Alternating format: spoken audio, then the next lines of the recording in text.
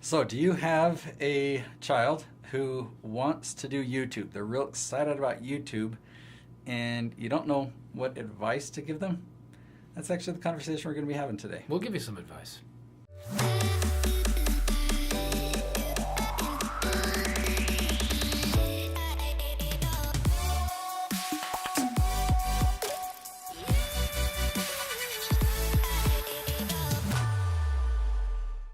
All right, so this topic actually comes from a question on Quora. A guy named Michael A. Millett asked this question. A lot of times the questions are anonymous, so I like that we have a name to go with this Well, question. hopefully Michael A. somehow will hear that we're talking about him and he'll listen to these answers. All right, so this is his question. He says, my kids, like many others, want to start a YouTube channel and become YouTube famous.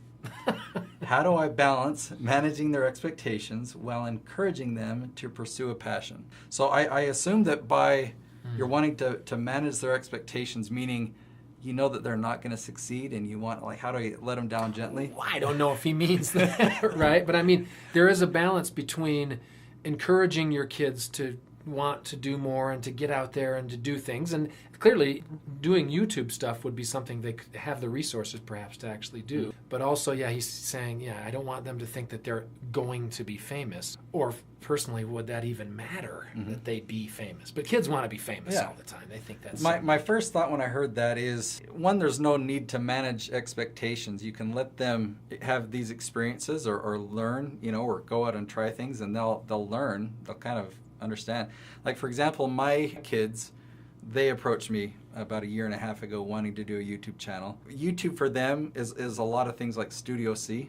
Studio C's sketch comedy down at BYU. Yes. And they do fun skits. It's kind of like Saturday Night Live, but clean and family kid-friendly. Yeah. So they started doing skits, and anyway, it's like I love that they're interested in something that I'm interested in. My whole career is YouTube. So when they approach me with that, I'm like, okay, cool. They want to do a YouTube channel. And yeah, I'll supervise. I'll help you out with that. I'm not going to say, but you've got to do it every day. Like I deal with my clients. It's like, okay, you got to do this every day, and you've got to invest this much time. If you don't do it, It's like, because they're kids, they're having fun, and I want them to enjoy it. I don't want them to feel like, oh, this is a job. They've got a career that they're focusing on now. And it's actually worked out great. They've kept interest this whole time. Both my son and my daughter at a garage sale. My son bought a camera. My daughter actually bought an old iPhone that had a camera on it, so she could get... we really restrict her internet access, but she wanted to be able to have iMovie on there so she can film and edit right on this old iPhone. Man. And it's like, it's fun, and she bought that. And so let's take Michael's question and just sort of transfer it to you so that we have useful... data here that we can work with. Do your kids have expectations that they're going to be YouTube famous? They like it. They see it. They see the results that I show that I'm getting when we have a video spike, or I talk about, Grant Thompson, his channel has 10 million subscribers. And so they know what's possible, but they also see how many views their videos are getting. And so they're kind of like, okay, yeah, that makes sense. And they know that I put out videos every single day, and yet they're not quite that consistent. Yeah. Sometimes it'll be 3 days in a row, and sometimes a couple weeks will go by without anything. And it's okay. They're having fun with it. So maybe that's a way that Michael, in this case, or anyone that is in the same situation, can manage those expectations, is to say, look, there are people who work on this every day, who put in all this time and effort, and we've talked in other videos about some of the money that's spent to make them look high quality, and multi-cameras and sound recording devices and all that stuff. Maybe if you tell your kids, let's look up some other kids produced things and see how many views they get, how many subscribers they have, how famous they are or are not.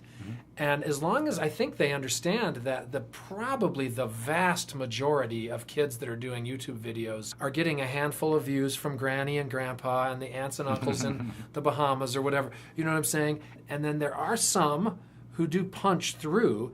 I think as long as kids understand that the expectation is, well, you may if you work hard, but nothing is guaranteed. Then you can still encourage them without fear of worrying that they're going to fail by falling short of full-on YouTube famousness. Yes. So when I talk to parents and I let them know that I do YouTube, I'm a YouTube producer, they immediately think of their kids and how their kids want to get into YouTube playing video games. That every parent that that's because they see their kids watching those stupid and playing so, video games. If Michael, if that's the type of scenario you're in, maybe I can understand where you're coming from. It's like, my kid wants to play video games all day long and become a YouTuber. Like, I don't want to pounce his dreams. One thing that I've done with my kids is really helped show them the other opportunities there are on YouTube. I kind of talk about the type of videos that I make and that I create, and I show them other examples.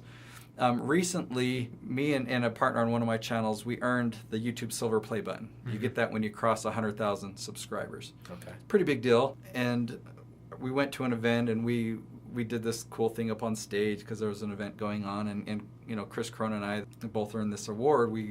And I had my son come with me to help film some footage of that. Anyway, afterwards, I was talking to my kids like, when do you think you guys are going to earn this one of these for your channel? And my daughter's like, in a million years. So I was actually surprised. Like, okay, that's pretty. She's grounded. I mean, so she's got a good head on her shoulders. Her expectations were a little bit further away than I thought that they would be. But anyway, I was a little lower than. Well, but then I said, well, what do you think you would have to do to be able to get one of these in a short amount of time? And they said, we'd have to put out 100 videos a day. And I'm like, actually, just one video a day.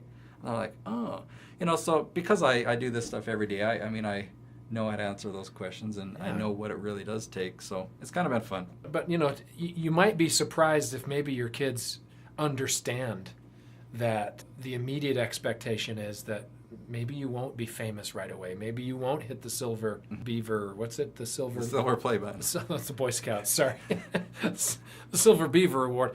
The silver playback. But 100,000 subscribers, or 100,000? Yeah, 100,000 subscribers. Wow. But the fact is that kids are so darn creative, and they speak their own language. So they understand what other kids will think is funny or interesting or clever to another kid. Mm-hmm. But I don't think you should ever not encourage them. In other words, encourage them as much as you can. Some of the videos that my kids have created are amazing. They're hilarious. Like, I see that, I'm like, you know what? If that were to go up on Studio C or on like a Saturday Night Live, that would get some applause. Mm-hmm. That's right. That was well thought out. They filmed it. They edited it themselves.